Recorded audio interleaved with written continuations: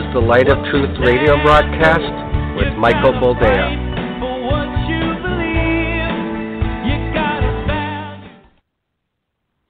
All right, welcome to the program, and thank you for joining us. This is the Light of Truth radio broadcast. I am your host, Michael Boldea, and as of 12/13/2018, this is a live program.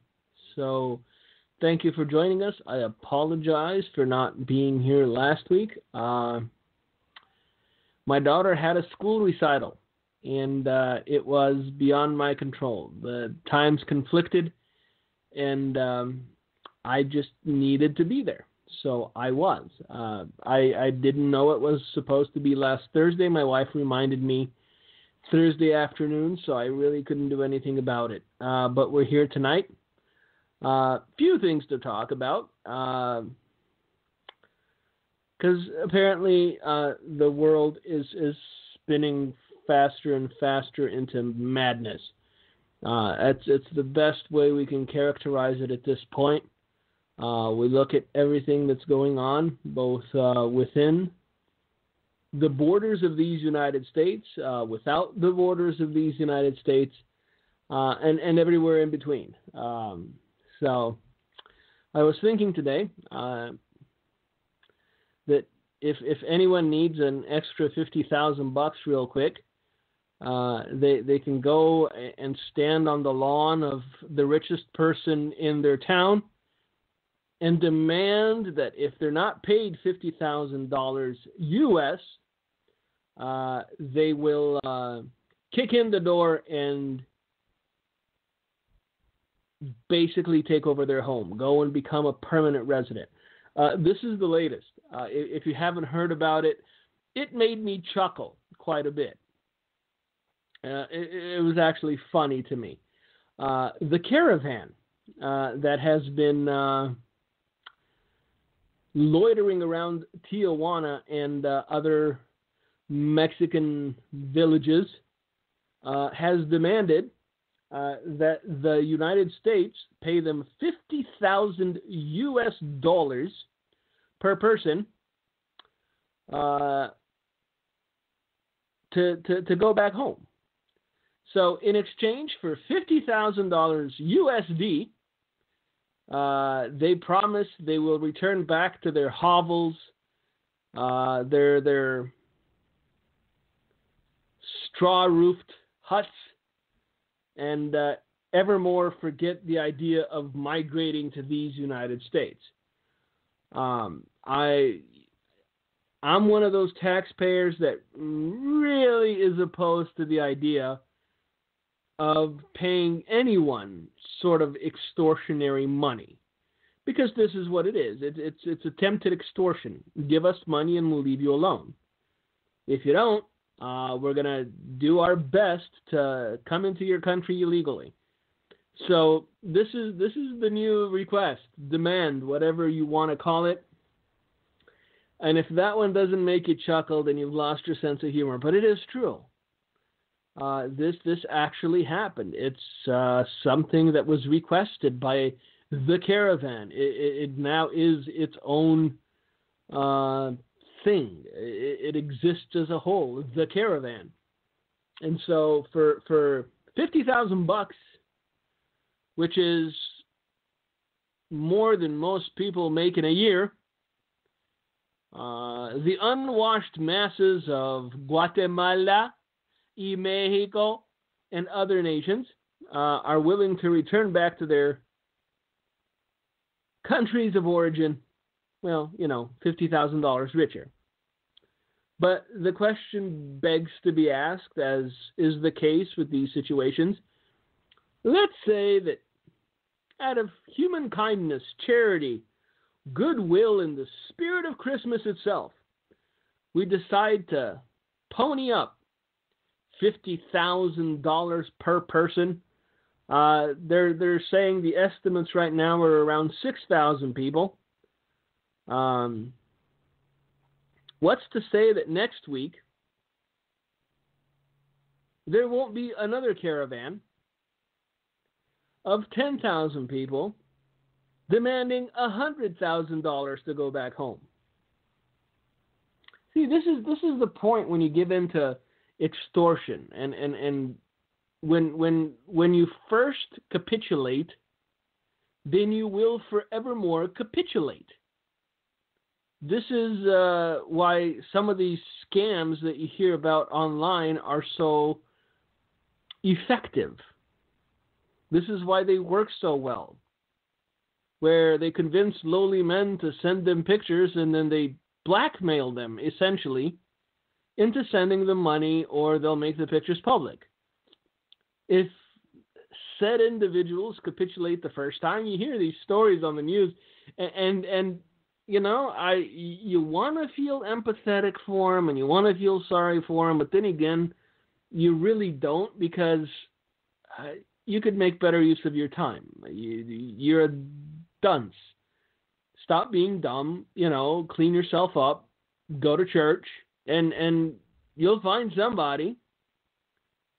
It may not be the somebody you envision in your head, but it'll be a somebody that'll suffer you enough to spend the rest of their life with you, and that's a pretty good deal.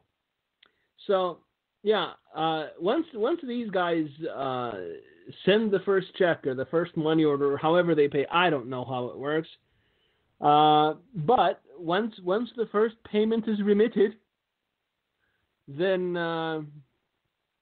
soon thereafter there is a request for a second, and after the second payment is remitted, there is a request for a third and fourth, and so on, until these people either go to the police because, well, you know, they've spent themselves into bankruptcy and insolvency, or they realize that it's never going to stop. The requests for cash will continue ad nauseum, because if you did it once, chances are you're going to do it again and again and again and again. And this is what they're hoping that this administration does. They're hoping that this administration is so nearsighted that they're willing to set a precedent just to make the situation go away. Thankfully, it doesn't seem so. Thankfully, I don't even think they're considering it. And if they were, I think the average taxpayer of these United States, who is bled every February or so, just a little bit more every go around, should really take umbrage. They should really make their voices heard in opposition to this lunacy. But yeah, this is pretty much the way it works now. You go to the richest person you know, you stand on their lawn and demand that they give you a certain sum of money. Otherwise, you'll kick in their door and go live with them. See how that works out for you. I wonder what the success rate for that one is. But this is essentially what's happening, isn't it? People who didn't take the time nor have the desire to apply for legal immigration, for a visa, to legally be here, decided to storm the barricades, as it were, decided to storm the border, and when they saw that this administration was actually serious about keeping them out, their next best course of action, at least in their minds, was to demand $50,000 per head, per individual. What is unclear is if they counted, adolescents, babies, toddlers in the mix. So is it $50,000 per adult?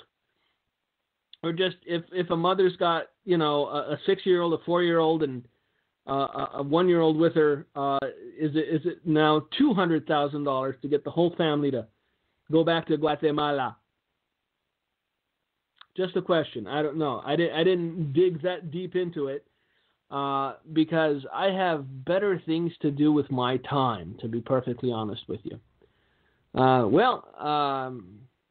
Apparently, since our esteemed federal government found nothing in by way of Russian collusion. They've decided that now would be an opportune time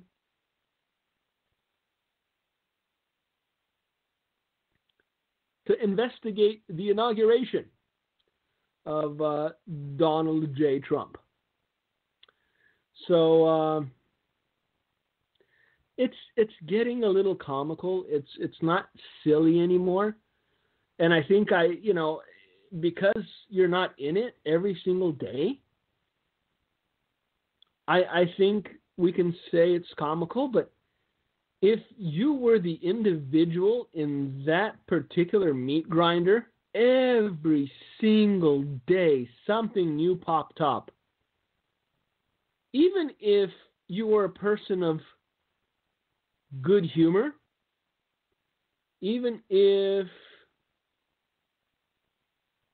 you were a person of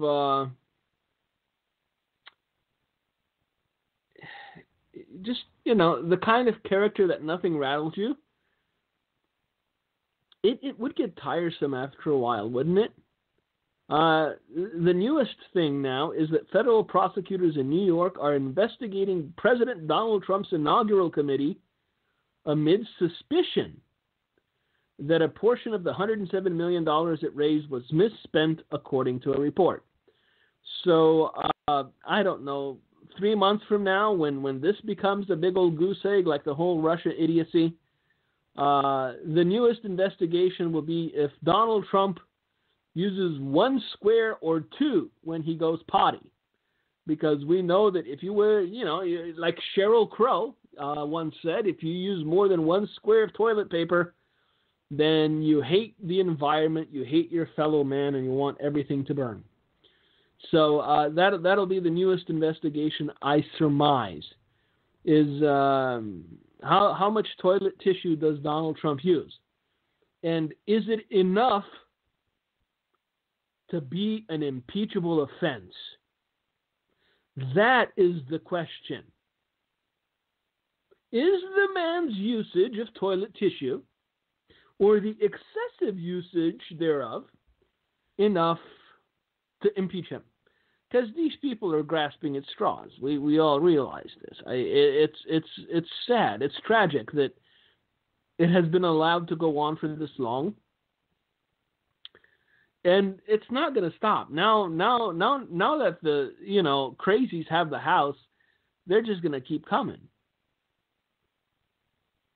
They're hoping something's going to stick, but it seems like nothing's sticking.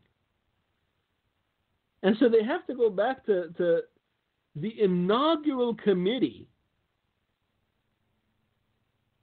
and how a portion of the money raised for the inauguration was spent, because they have a suspicion. There's no evidence.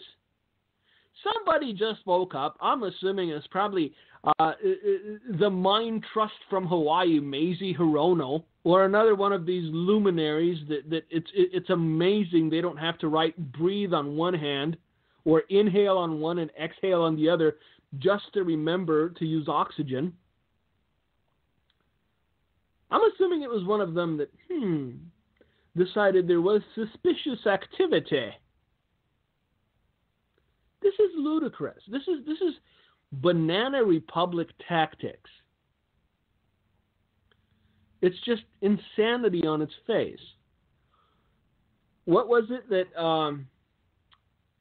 I think yesterday, excuse me while I cough. I'm coming down with something, so I'm going to turn off the mic because I don't want you to hear me coughing. There we go. That did it. The chairperson, because you can't say chairman anymore, it's offensive to women. The chairperson of Google testified on the Hill yesterday or before Congress or somewhere that the total amount of money spent by the Russians to influence the 2016 election, at least as far as Google is concerned, was the astronomical figure of $4,170. I'm going to let that sink in for just a smidge. So we've spent well over $30 million financing a special counsel to root out the expenditure by the Russians of $4,170 during the elections. Yep, still letting it sink in. This is what lunacy looked like. I don't know how much more crazy it's going to get, but I get the feeling it's going to get a lot more crazy. It's astounding to me that this stuff is like water off a duck's back for those involved.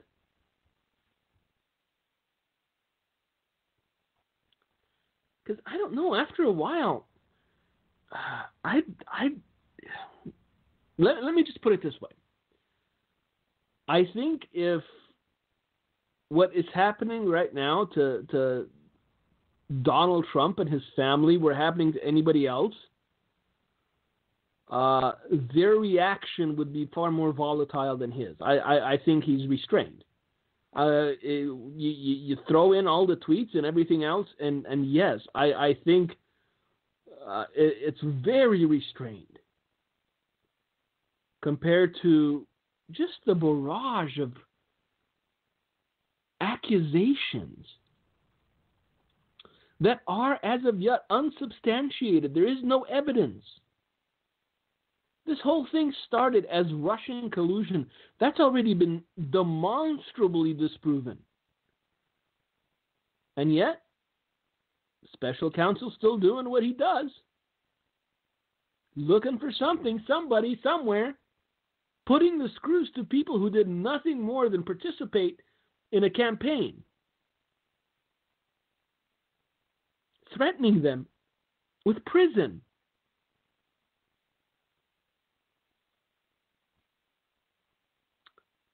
You know what? Is this really the country the forefathers of this nation bled and died for? Because we're setting an ugly precedent. It's just going to get uglier and nastier and uglier and nastier.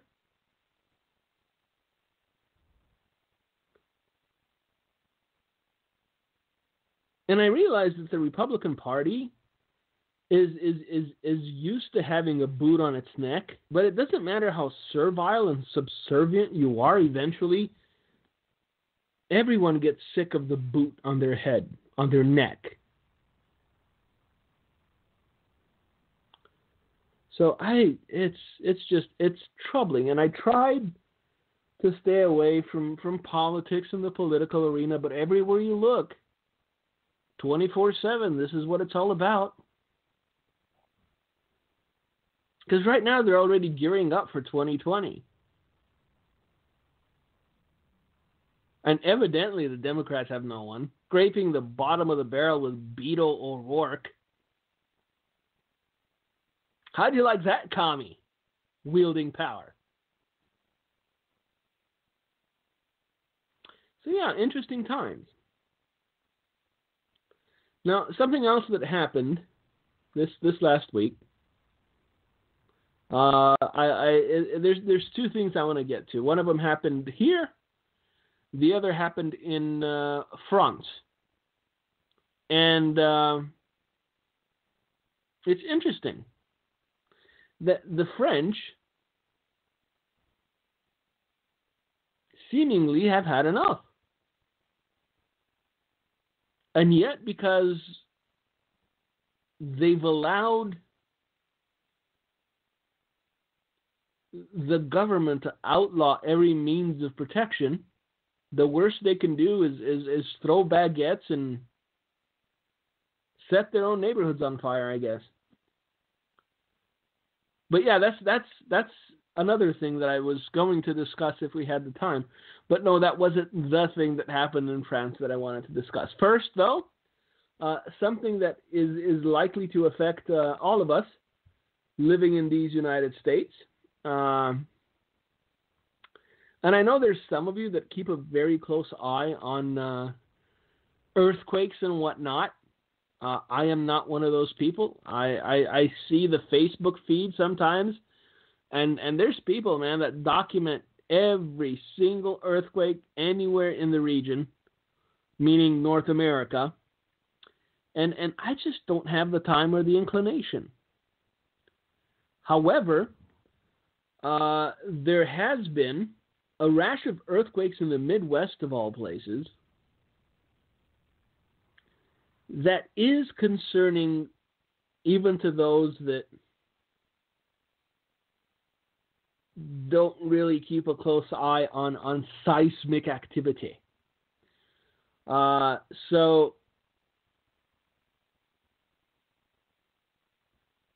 there was an earthquake recently that troubled a lot of specialists. And there's an article out of the USA Today, out of Louisville, Kentucky, where the earthquake took place, that begins as follows. The question is not if a massive earthquake will hit more than a half dozen states that border the Mississippi River, but rather when it will happen. So the first thing we have to acknowledge is the word massive earthquake. And I don't know if the author was just taking literary liberties, if he liked to be hyperbolic, but I'm assuming the writer did enough research to realize that if there's enough seismic activity, they call it a swarm, in a certain area, then there's an expectation of a big one or the big one sometime in the near future. So the question is not if a massive earthquake will hit more than a half dozen states that border the Mississippi River, but rather when it will happen.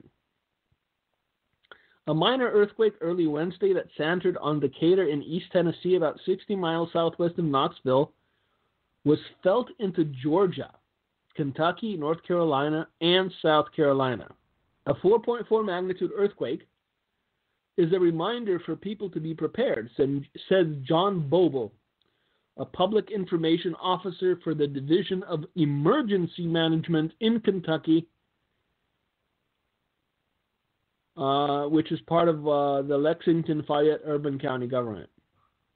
People see indoor objects shake with magnitude 4 to 4.9 quakes, but the quakes generally cause little to minimal damage. Scientists have seen evidence that the central Mississippi River Valley has seen major earthquakes for more than 4,000 years. On December 16, 1811, the first three major earthquakes and numerous aftershocks struck what is now known as the New Madrid seismic zone, a series of faults that stretched 150 miles from Cairo, Illinois, to Marked Tree, Arkansas. Today, the zone threatens Alabama, Illinois, Indiana, Kentucky, Mississippi, Missouri, and Tennessee. So if anybody moved out of California because they didn't like earthquakes, and you live in Alabama, Arkansas, Illinois, Indiana, Kentucky, Mississippi, Missouri, or Tennessee, sorry, you still get the earthquakes, but you don't get the beaches. That's a different set of faults than Wednesday's quake in the East Tennessee seismic zone, and this is the key. This earthquake didn't take place along the seismic fault lines that they usually do or that they're expected to. Back in 1811, New Madrid, Missouri itself had only 400 people. St. Louis to the north had about 1,500 residents, and Memphis to the south wasn't even a twinkle in its founder's eye according to the Central United States Earthquake Consortium. Damage was reported as far away as Charleston, South Carolina, and the District of Columbia. And the quakes, estimated at 7.5 to 7.7 magnitude, were felt more than 1,000 miles away in Connecticut. Now, if ever you want to confirm to yourself how truly impotent and insignificant man is, live through an earthquake. My family and I lived through the 1988 earthquake in California. It wasn't pretty, but it did open your eyes to the reality of just how small man is. All the earth has to do is shudder once, and it's felt, for 1,000 miles. And there's a big difference between 1811 and 2018. The difference is about 11 million people.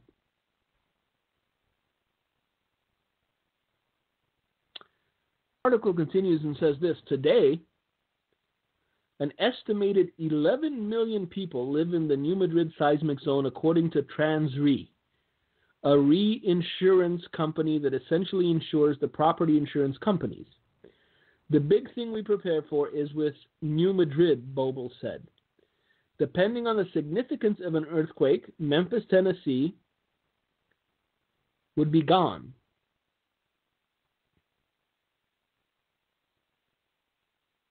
I'm taking a dramatic pause because it's warranted. Depending on the significance of an earthquake, Memphis, Tennessee would be gone. St. Louis would be wrecked. Keep in mind the New Madrid quakes of 1811 and 1812 were almost 2,000 times bigger than Wednesday's 4.4 trembler and released almost 90,000 times more energy, according to the U.S. Geological Survey's earthquake calculator. The February 7th, 1812 quake formed 20 square mile Reelfoot Lake, now a state park in West Tennessee. Can you just imagine that? Just for a second, try to imagine that. An earthquake formed a 20 square mile lake known as the Reelfoot Lake, which is now a state park in West Tennessee. So what was causing these earthquakes back then, Mr. Gore? Was it likewise global warming, global cooling, climate change, climate distortion, climate disruption? How many more idiot titles do we have to put on it? Who was causing the earthquakes in 1812? Who caused an earthquake so big that it formed a 20 square mile lake? There were no cars. There was no greenhouse gases. Yes, there were cattle, but I guarantee you their flatulence did not cause the earthquake.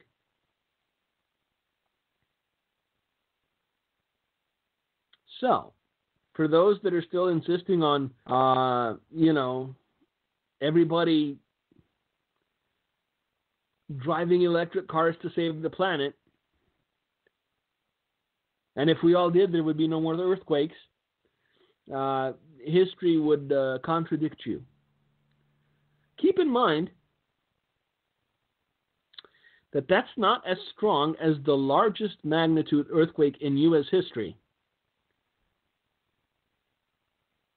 The 9.2 magnitude Alaska earthquake of March 27th, 1964.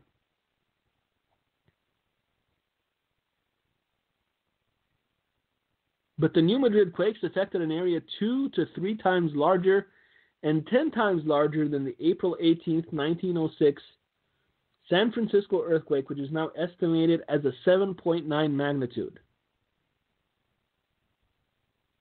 The New Madrid quakes affected a larger area because of the sedimentary rock in the Mississippi Valley, rocks such as limestone, sandstone, and shale that is made of compressed sediment. The granite of the West is better able to contain the shaking, according to Pennsylvania State University's Earthquake Seismology Group. Everybody's got a group. Now there's an Earthquake Seismology Group. So what could a big quake look like in the fault zone today? Well, Bobble didn't sugarcoat it. It would be bad. And this is his assessment. Anything west of I-65 infrastructure would be severely damaged, Bobble said, of the interstate that bisects Kentucky and Tennessee. The ground could even liquefy and turn to mud, which happened in 1811 and 1812. In a 7.7 magnitude earthquake along the New Madrid Fault, the Mid-America Earthquake Center at the University of Illinois estimated in 2008 that Tennessee would have the worst damage, meaning 250,000 buildings moderately or severely damaged, more than 260,000 people displaced, significantly more than 60,000 injuries and fatalities, total direct economic losses surpassing $56 billion.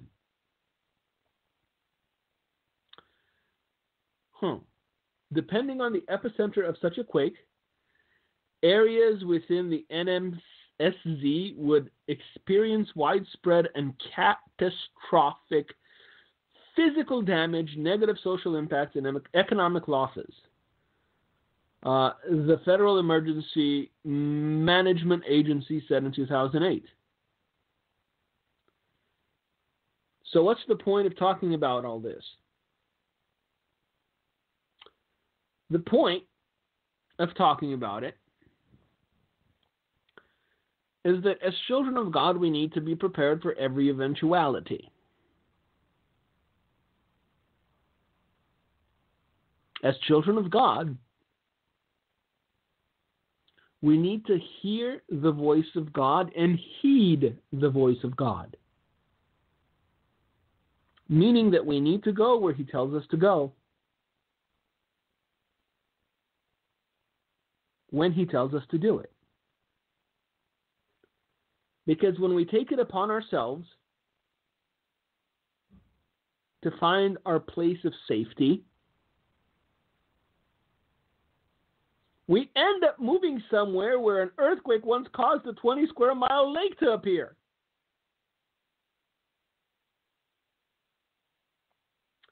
So the article ends by saying this.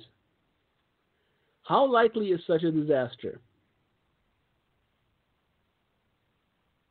Seismologists estimate that the New Madrid seismic zone has a 25% to 40% chance of producing a significant quake within the next 50 years, according to Lexington Fayette Urban County government. USGS studies have concluded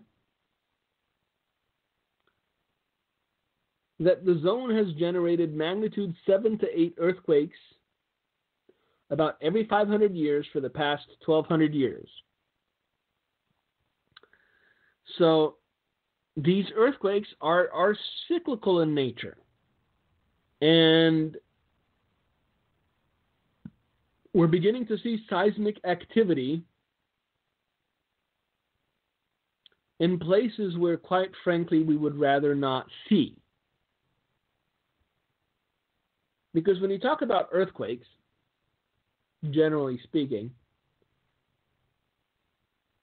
You think about places like California. But oddly enough, California hasn't had a real earthquake for some time. However, we've seen them in Alaska. We're seeing them in the Midwest, in places like Tennessee and Wyoming.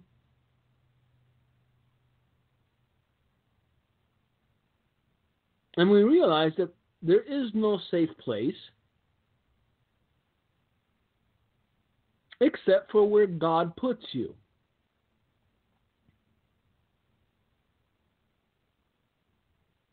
And I have to come to this time and time again because it's very easy to take it upon ourselves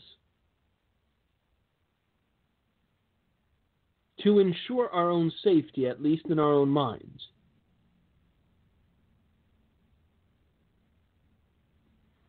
See, if we truly understood all the dangers that abound constantly, people wouldn't leave their homes. They'd live just swaddled up in that bubble paper.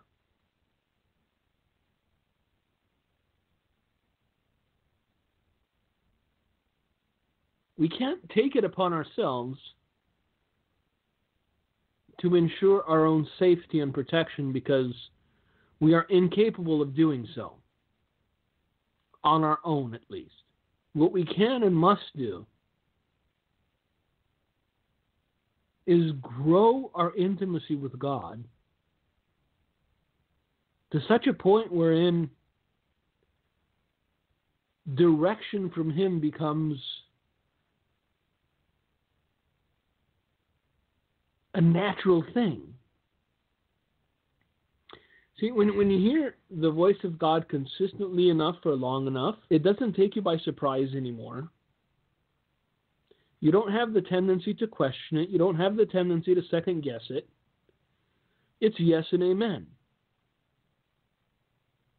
Because most of the time, especially when it concerns an event and your safety, the situation is time sensitive. You don't have time to dawdle. You don't have time to get your house in order. You don't have time to find a pet sitter. When God says go, you go. You get in your car, you turn the key, you put it in drive, and you go. And when you don't know where to go anymore, you say, Lord, where am I going? And then He'll tell you, take a left.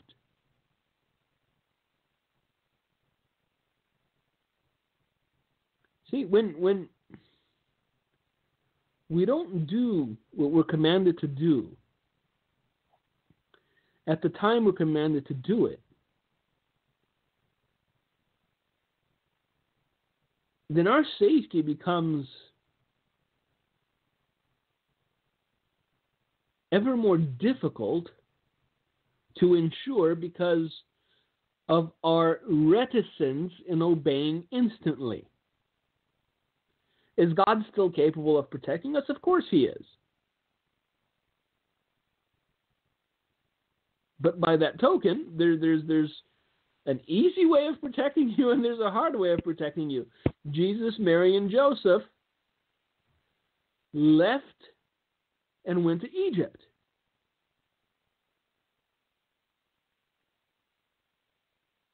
They could have stayed, but they were told to go, and that's what they did. Now, another thing that I wanted to talk about was something that happened in Strasbourg.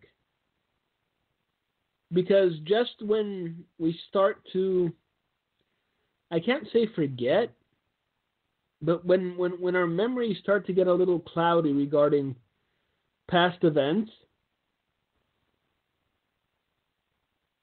another one occurs. And all the memories come flooding back, and we remember that there actually are people in this world who would love nothing more than to kill innocent people for no other reason than to glorify a dead God.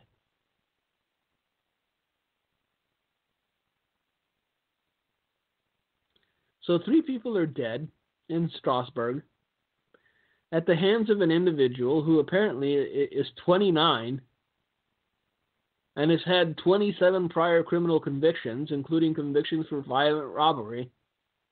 And at some point during his prison stay,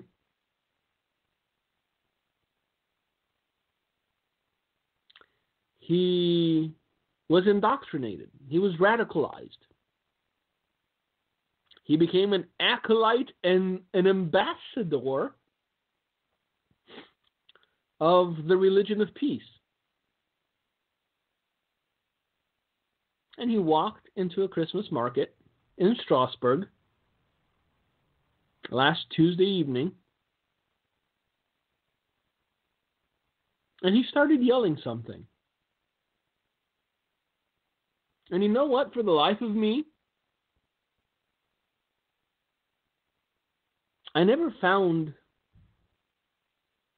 article where one of these madmen started yelling out Merry Christmas. Wouldn't you know it? So yes, this man of 29 began to yell Allahu Akbar as he fired upon the crowd at the Strasbourg Christmas market.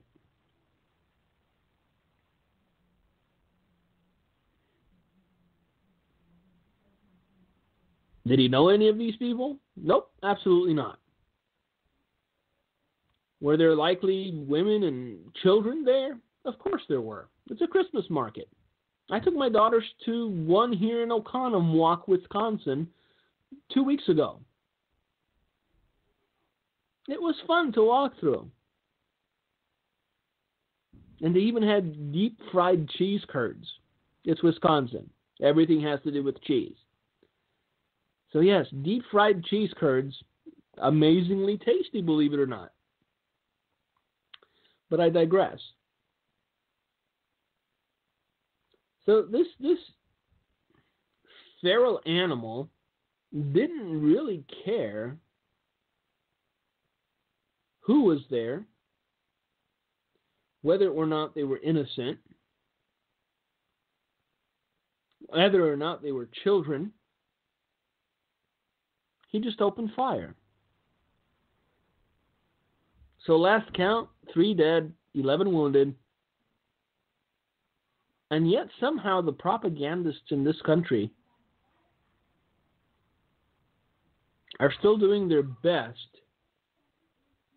to try to paint Islam as a harmless religion. The true zealots of Islam do not desire to coexist with you. The true zealots of Islam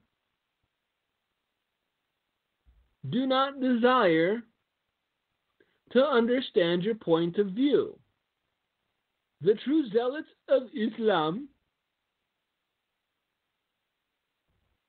just want you dead. And they don't care whether it's on a battlefield or in a Christmas market, as long as they can yell Allahu Akbar. That's all they really want. So, 29 years old.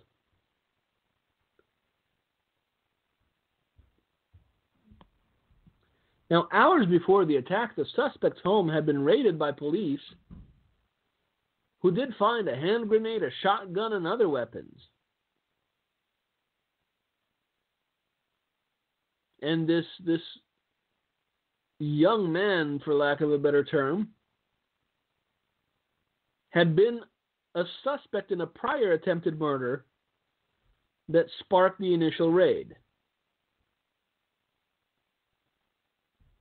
Now, to bring finality to this, today apparently they caught up to him and he was summarily shot multiple times, which led to his demise,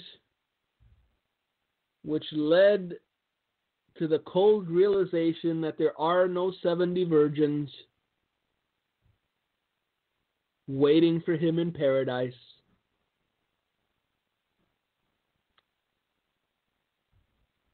Just a lake of fire and an eternity of gnashing teeth, period. So I don't know if that's cold comfort.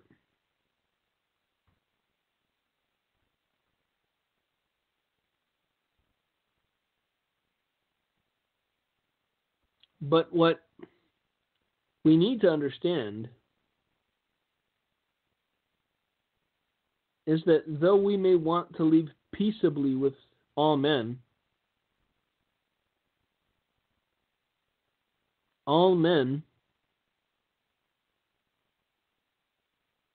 might not want to live peaceably with us.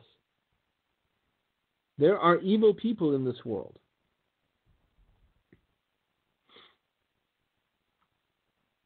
And somewhere along the way, we've decided to ignore them until they pop up again every few months or every year or every couple years. And yelling those words known the world over, they take a few more lives in the name of a dead God.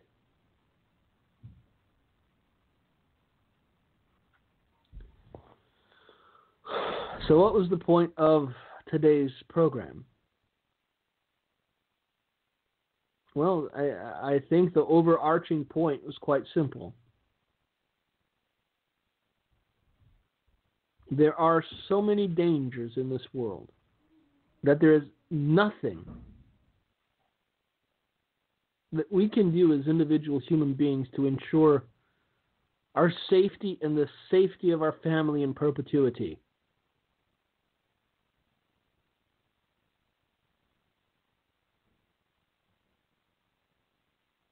No matter how much we might like to think that we can do it on our own, that we have the resources and the wherewithal to keep ourselves and our families safe, we have to humbly acknowledge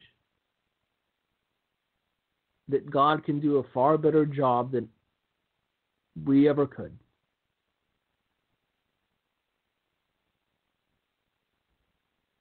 And rather than have sleepless nights thinking about how best to keep ourselves and our loved ones safe, it would be far more beneficial to our spiritual man and to us as individuals to spend those nights in prayer,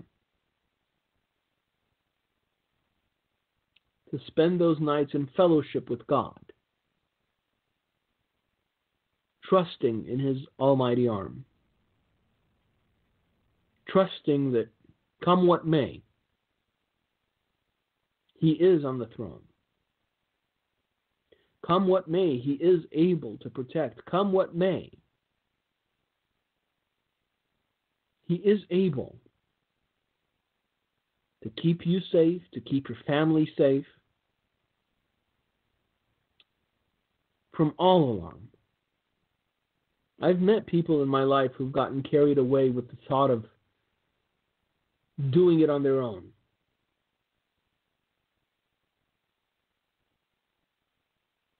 only to realize just how little they could do in the end. Let's not get caught up in that trap.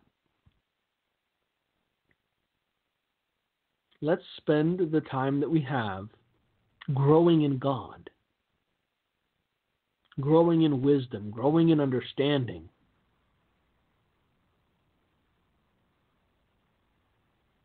Growing in our ability to trust Him. Growing in our ability to know Him as the loving Father that He is. There is danger everywhere, but God is everywhere too.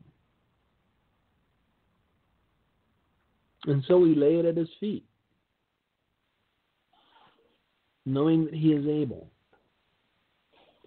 Knowing that what you cannot foresee, He has already seen. And what you cannot possibly think about preparing for, He's already made a way. So thank you for joining us. Thank you for being with us. I hear Gino's there playing with his phone. So I'm going to hand it over to him. Lord willing, we'll be here next week. God bless you, and may you have a good evening. Gino, all yours. Hey, thank you, Mike. I'm reminded of the Bible verse, redeem the time for the days are evil, and do everything with what? Prayer and thanksgiving. And when you think about it, and just while Mike was sharing tonight about the earthquake hitting East Tennessee and other areas, I was reading exactly what Mike was saying. I was reading about the chances of a big one like that hitting, and they're very high. And the incredible amount of catastrophe that would come out of that would be unbelievable. And the Bible says there'll be earthquake in diverse places, and you have to be ready every day to be close to God, and hopefully close enough to God that He warns you ahead of time. And I would urge us to really take it to heart, not to take the time we have, and take it for granted. And this is the hour to really hear God's voice, and it's the hour to seriously heed the warnings of the Lord. Because if you look online, the possibility of an earthquake of the dimension that hit the New Madrid Fault in that area, it's very high. And Yellowstone as well has been having earthquake rumbles under it. And what's your safe place? Arms of Christ, shelter of His wings. Amazing the amount of weather-related or earthquake-related, what I would call wake-up calls that God's giving this country. It's alarming. And you look at as well the hurricane that hit Mexico Beach in Panama City, 150-mile-an-hour winds for quite a duration. And it's definitely the time to not just hear the radio show and tomorrow live the same way or have the same habits. It's time to seriously take to heart that we have to draw close to the Lord. He is our only help and our protector on the day of trouble. And so I think we'll get the show up on YouTube tomorrow, and please let other friends know about the radio broadcast, because it's a good wake-up call for everybody to be mindful that, these days are perilous times. So with that, we will say God bless you and have a blessed night. Thank you for listening to today's broadcast, The Light of Truth with Michael Boldea. If you would like to order a copy of today's broadcast, please visit our website at handofhelp.com. If you have questions about our ministry, you can email us at handofhelpoffice@aol.com or simply call us at 920-206-9910. God bless you.